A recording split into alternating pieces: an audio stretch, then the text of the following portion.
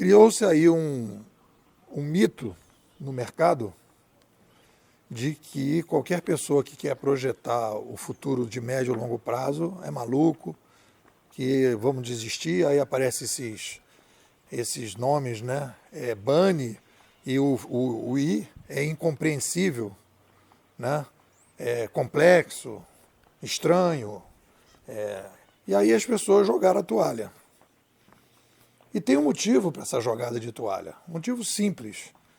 É que nós temos hoje no mercado os profissionais que eram responsáveis pela estratégia das organizações. Vamos pegar ali profissionais de inteligência competitiva, profissionais de estratégia, de longo prazo, etc., etc., eram, na verdade, modistas. E a gente vai ter que fazer essa separação entre modista e futurista. O modista é uma pessoa que trabalha no cenário de curtíssimo e curto prazo. O modista trabalha com fatos. Vai aparecer agora, né, a conexão 6G.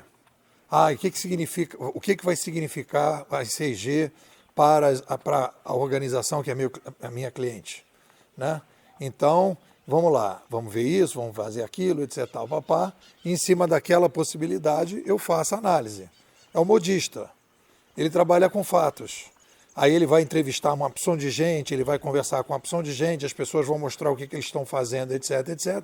Ele vai chegar a determinadas conclusões e vai fazer determinado tipo de análise. E vai fazer determinado tipo de prognóstico. E vai fazer determinadas recomendações. Modista. E o que é o futurista, né? O futurista é um cara de projeção de médio e longo prazo. O futurista, ele trabalha com padrões e não com fatos. O que está acontecendo no mercado hoje, e aí os modistas do passado trabalhavam com padrões conhecidos, e aí de repente não precisava se fazer projeções de médio e longo prazo, porque estava mais ou menos tudo estável, a gente tem uma instabilidade no mercado. Nós temos clientes, né, nós temos líderes perdendo o mercado rapidamente, nós temos mudanças radicais mudanças no consumidor, radicais mudanças na nova geração, e as pessoas percebem que existem mudanças e aí começam a vir com o papo de que é incompreensível essas mudanças. E a partir daí você entra com futuristas.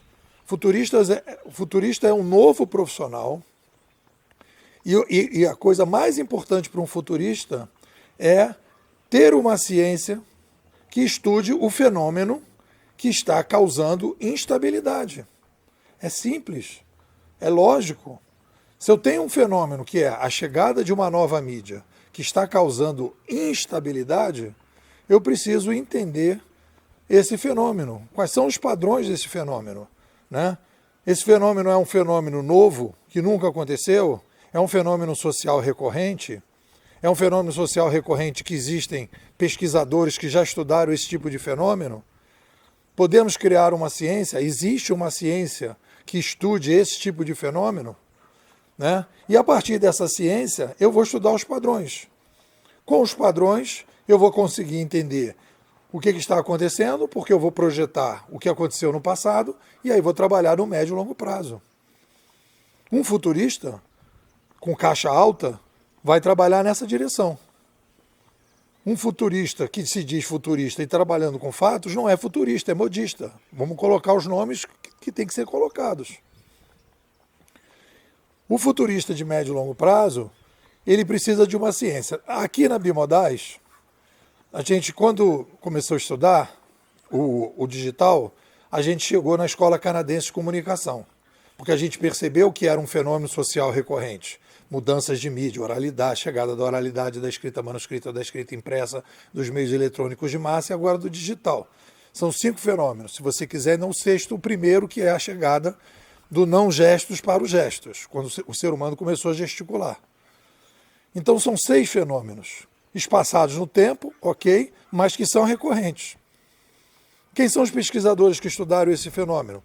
Os canadenses, Escola de Toronto, são os maiores especialistas no ramo.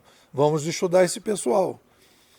E a partir daí a gente foi aprimorando o que eles chamavam lá de antropologia cognitiva, que o Pierre Levy sugeriu, a gente foi e adaptou para a antropologia da sobrevivência. Criamos uma ciência.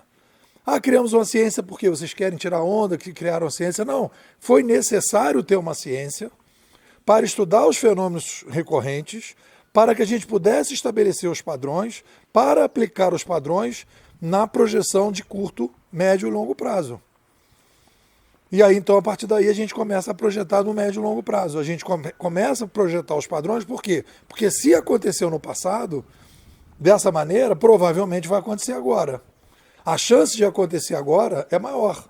Não quer dizer que a gente vai acertar, mas a gente vai ter menos chance de risco. E o futurismo não é chegar na certeza, é reduzir as incertezas, é simples assim. A gente não vai trabalhar com a certeza 100%, a gente vai trabalhar com a incerteza menor. E os modistas estão trabalhando com a incerteza muito maior que a gente. Porque eles não estão comparando com os outros fenômenos do passado. Eles estão trabalhando com os mesmos paradigmas, olhando os fatos, né? E não estão conseguindo entender a dimensão maior. Então, para que a gente possa sair desse tiroteio de cego no mercado, a gente tem alguns caminhos. Primeiro, entender a diferença entre modista e futurista. Entender que a gente está vivendo hoje uma radical mudança na sociedade a partir de um fenômeno social recorrente. Que esse fenômeno social recorrente é uma revolução midiática, civilizacional. Que essa revolução midiática civilizacional, ela já aconteceu antes com alguns padrões. A partir desses padrões, a gente pode criar, né, uma ciência, a antropologia da sobrevivência. E a partir daí, ter uma metodologia de análise mais consistente, que é o futurismo, né? Um futurismo mais consistente baseado numa ciência. E a partir daí fazer as projeções. E a partir daí ajudar as pessoas a enxergar melhor o que está acontecendo. Né? Comparativamente entre um futurista e um modista não tem nem comparação. Né? O modista funciona bem na estabilidade, não precisa ter futurista.